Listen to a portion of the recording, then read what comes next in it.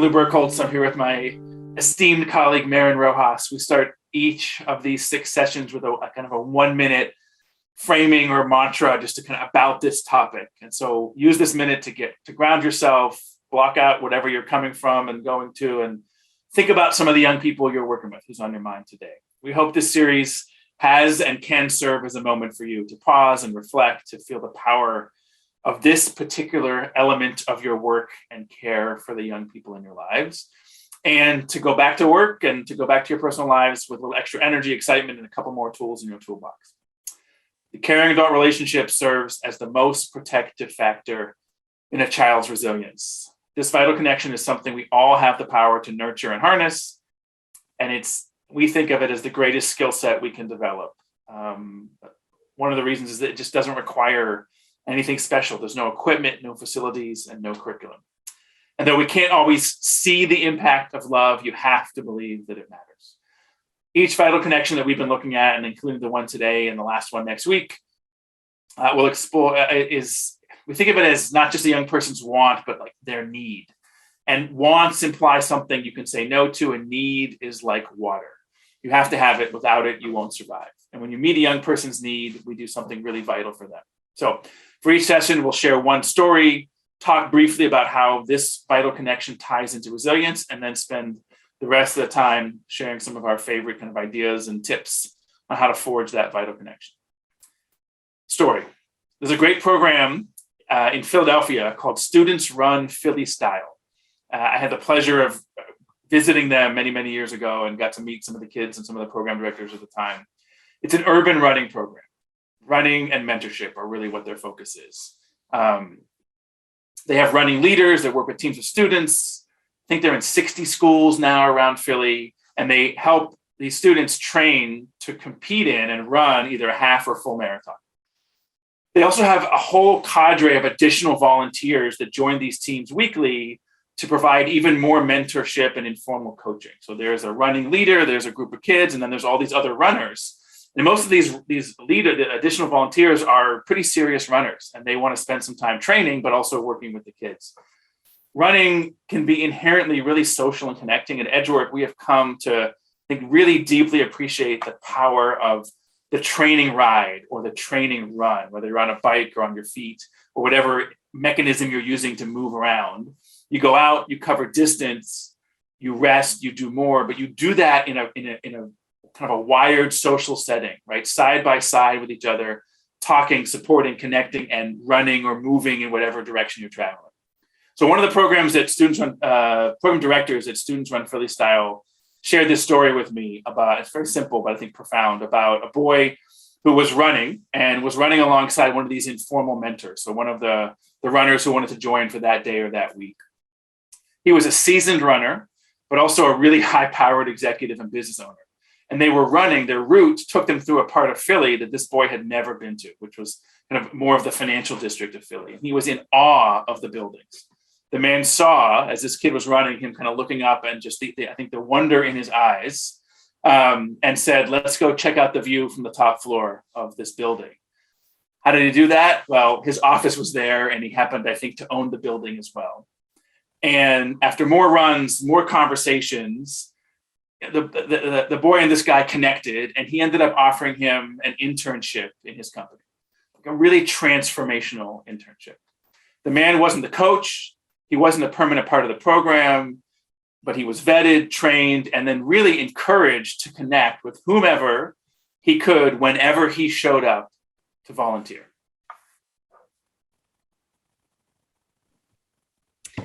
So originally, as we thought about our vital connections skill sets, we thought of them as a set of 6. And this, for lack of a better phrase, we just called this facilitating connections to other caring adults. And literally at its core, that's what this skill is. We know we can't be all things to all young people all the time. And if we believe that the most important factor in determining resilience for a child is a caring adult, well, why not more than one adult? It takes a village. I love this phrase. It's taken a village. We've survived many things through adverse circumstances with people, with relationships. The village is community, and it can mean several things. It can mean people, it can mean culture, and it can mean place. And what I mean by people is other caring adults, of course, but also programs and services and connections. But it also can be a culture, really reconnecting someone into where they're from, their history, traditions, rituals, the thing that means their group identity, and really embracing that. And also this idea of places. In places is that safe environment, that place that of respite, of refueling, of you fill in the blank, but that thing that helps you feel more strong. It could be church, it could be all the boys and girls clubs and YMCAs and parks. We love an organization called Gaza Parkour, where there's reclaimed space, places that have been bombed out by war and terrorism, that are being taken over by young people doing the sport of parkour. The village can be a real power for people. And you know, it's hard in the US and certainly other countries around the world. We're taught to believe that this internal skill set that we are born with, or perhaps nurtured into, is the way that we navigate adversity, the way that we get through things. That if we pull ourselves up by our bootstraps, and if we can overcome tremendous odds. And you look at the Olympics, and I'm obsessed with the Olympics right now, and I think about all these unbelievably talented and skillful athletes and the things they had to overcome, from injury to sacrifice to the putting off a family and job for long periods of time to train for these things. And we think, wow, they are so strong internally to overcome these challenges. And yet I'm in awe when I listen to the interviews, the story after story about people pointing to family, to friends, to coaches who are really the support network, the web of support that surrounds them. I think about the story of Brittany Bowe giving up her spot to her teammate in speed skating, and Erin Jackson, how she just won the gold, and the coaches for the monobob, the new sport out there, who won the gold as well. How these people play vital roles in getting them where they were. And here's the thing: that web of support, it can help caregivers mitigate burnout, help them carry the load and feel less fatigue if you have other supports in places and resources. And if a young person understands they're surrounded by a village, they know who to go to for what. They can actually feel empowered. It's like a sense of agency for them, instead of feeling like, I don't have anybody in my corner. So what do we do with this? The exercise that we start with, and we encourage all of you to really consider, is mapping the resources in your community. So as a youth worker, I think it's really easy and to focus on, here's my skill set, what can I do? How can I be more to this young person? But the reality is, and it's really our conviction and experience, that one of the most important things we can do for young people is to have a deep and broad understanding of what types of support are available to them in and around their community. Think about it. If in one phone call or email, you can connect them to the right next program or service or person, you could be doing more for them than almost anything we do directly in all the hours we spend with them.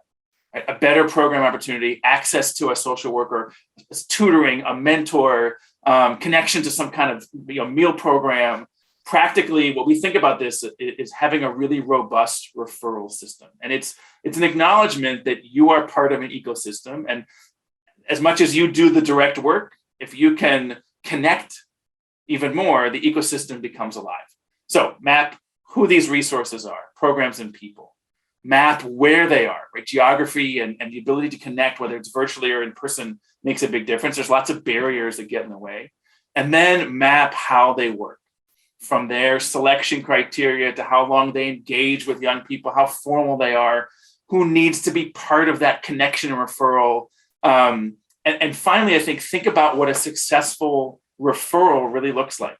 And referrals kind of get put in the category of those formal kind of referrals for treatment. We're talking about a referral being anytime you think of someone or something one of your young people could benefit from, and then really working to make sure that that connection follows through. And what would it look like from the young person's perspective to actually get from spending time with you to landing and succeeding successfully in that other experience? Because it is easier said than done. Knowing what and who is available is part of it, but really knowing if and how you could make that resource work is really the essential element. Because there's lots of programs that look good on paper, but aren't the right fit, and young people kind of bounce out of them. but knowing how to help them get there is critical. And it starts with doing a resource map in your community. I want to harken, talk about our next skill or next way to actually apply this is thinking about just connecting resources to our young people.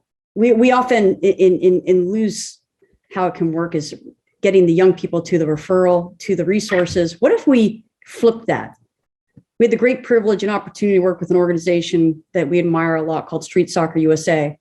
And they sort of upended the idea of homelessness services. There's obviously a lot of services available to the homeless, but everything from accessibility to trust to who do I go to for what, to all the different barriers that are in the way somehow makes that very difficult. So Street Soccer said, you know what we're going to do? We're going to create mini villages. We're going to create a team. We'll let the team of homeless people get to play together, connect with a coach. All of a sudden, this caring adults in their lives, and a little mini village evolves. And so if you're trying to get stable housing, stable job, and stable people, let's start with stable people. And here's this team. And as the trust builds, and as the homeless person gets more fitted into the team, more feeling like, oh, I can go to these people, I connect with these people, I'm relationshiping with these people. Also, the coach can say, hey, you know what, maybe you're ready. And they'll bring some of those homeless services to the field, to that safe space, to the team to say, hey, here's some legal help. Hey, here's some counseling help, instead of having to send that person and outsourcing that. So can we think about upending how we try and get young people to supports and resources? Could we say, let's bring those supports and connect them over and over again to other resources? So third, we try to always think about caregivers. It's amazing in our work at Edgework how often and how many programs work really hard to sort of push caregivers to the side and limit their access and proximity because it is disruptive to their sense of how they're running their program. But caregivers are spending so much time focused on their children. And if we can contribute to the capacity and resilience of a caregiver just a little bit, then we could be having a huge impact on that support system for that young person. So as you map resources for young people, consider what you can find out about resources that caregivers need. And you may not be able to provide them directly. And whether those caregivers are parents or grandparents or older siblings, we know how many kids are navigating their day on the heels of helping their younger siblings get where they need to go first or last. And so a simple example that I think is really interesting is the Hole in the Wall Gang Camp, which I think I mentioned before. They run these amazing programs for kids with life-threatening illnesses. They run week after week after week of programming in their summers all over the world for kids with illness. But in my experience, I think the best week they run is sibling week. And it's 1 week for all the siblings to come and get camp. And it's good for the sibling, but it's actually really good for the family system and for the parents to be able to have 2 or 3 siblings have same stories and overlapping experiences and talk about the same counselors and connect and feel the same love and support, as opposed to it being, I got this thing, but my other kid didn't. It actually unifies the family system in many ways. And then they run family weekends. And then you have parents coming who get that little dose of camp. It's not really for the kids anymore, it's for them also. And then there's a common story and they get to all be part of the system in different doses, but in a way that acknowledges that a little love for a parent, a grandparent, a sibling can be worth months and months of direct service work with a young person as well. Our fourth way to really make this work and what we can do is similar to the upending the idea of getting connections, bringing the connections to resources, but it's really bridging those barriers to those connections. We don't know how a young person relates to another person. We may build up trust with them as a caring adult in their life, but I may, for instance, really trust Lou, and Lou's a trusted adult in my life, and I know that he could really connect with this young person, but we don't know how that relationship will take off. And so we have to think about the different ways that we create those introductions, the different possibilities and places that we might have those connections happen. And one of the best ways in terms of bridging barriers to these connections is thinking about tapping into your alumni. You think about whether you have a program or you have a a club or a thing, we often have these graduation dates, right? They go through and 18, they leave us, or they have this thing for a year or 4 years or fill in the blank, and then they leave us.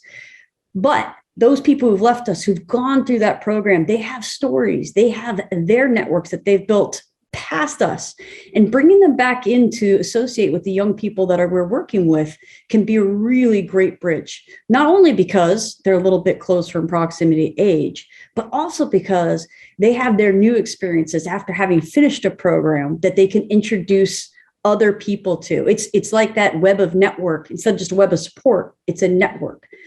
And my network gets to know your network. People that I may never cross paths with, I may have the opportunity because alumni brings them in and have a chance to hear their voice. So lastly, we want to highlight the sourcing, the resilient history of their people. We're all part of, I'll put this in quotes, of a people or several peoples, whoever we think of as our people. And every young person you work with has the people that they are connected to as well. Call it your culture, your lineage, your descendants, and we all come from a resilient lineage. This story of resilience is really the story of the human condition, and it is powerful and impactful. So think about, at the surface level, resilient activities, holidays, ceremonies, traditions, and the people in your community and their community that really embody resilience. And go back in history as far as you need to. I'm Jewish, and in Jewish history and Jewish storytelling, it's hard not to, at a minimum, look back to World War II and the Holocaust. And for our family in Jewish tradition, you often give people Hebrew names, and we have Hebrew names for both of our children that are connected to pretty profound people from that era. One of them related to my wife's side of the family, one of them someone I've always admired and looked up to.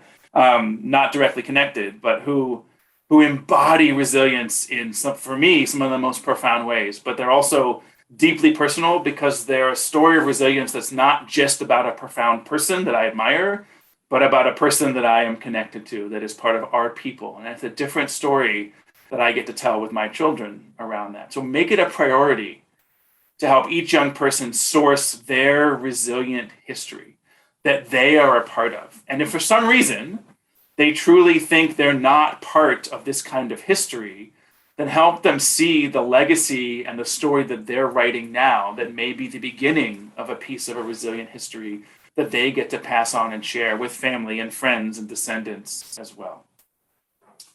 So as we pull this together, we always try to leave a few minutes here at the end for questions. So feel free to start thinking about things you might want to ask or that we can kind of help out with in the next kind of 10 minutes or so. But there are people out there for every young person, not just a person. We put a lot of focus in EdgeWork on sort of being one of those people, but reminding ourselves we're not the only person. And that young person may not see all these people or have met them yet, but we believe that the village is out there for everyone.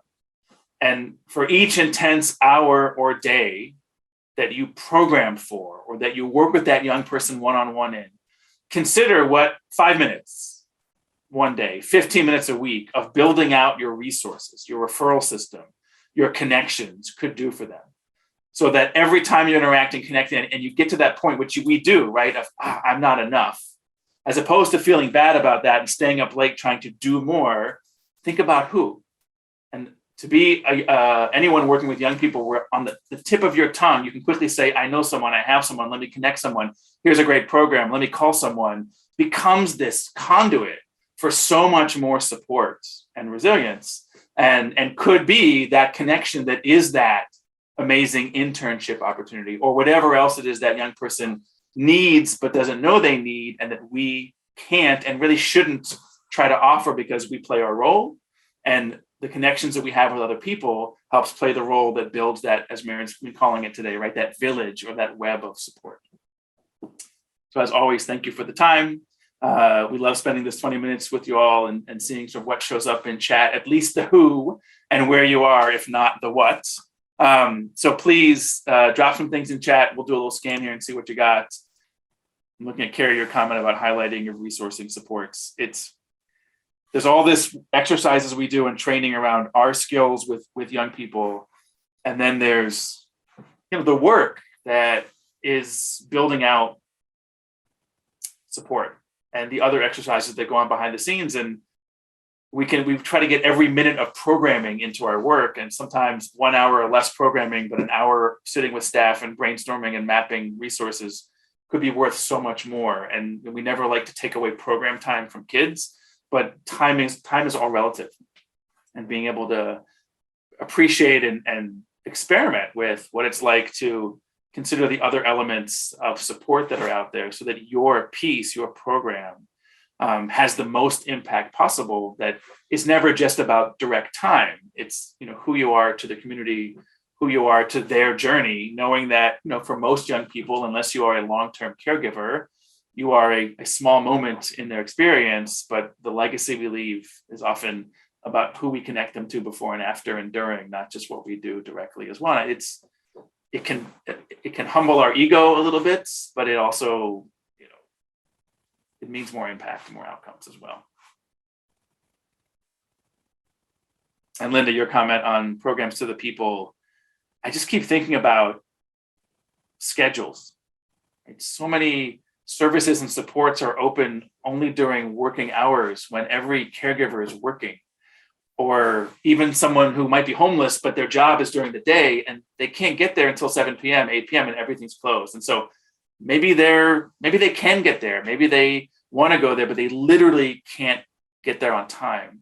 And so what I love about the street soccer example is, what if we just invited whomever was needed to get there on their terms, right? The program people's terms, the participant terms, and flip that. And that flipping of the model and breaking down all those barriers to access, whether it's transportation barriers, or language barriers, or facility, or perception of myself walking into this building where everybody has showered and is dressed cleanly and I haven't. I'm not going in there. But on the soccer field, I'm sweaty, maybe they're sweaty. It's okay to be sweaty. And then we can connect in a much more meaningful way as well. All right, friends. Well, thank you all very much. We appreciate the time. Have a great rest of whatever's left in your day, wherever you are in the world. And see you next week.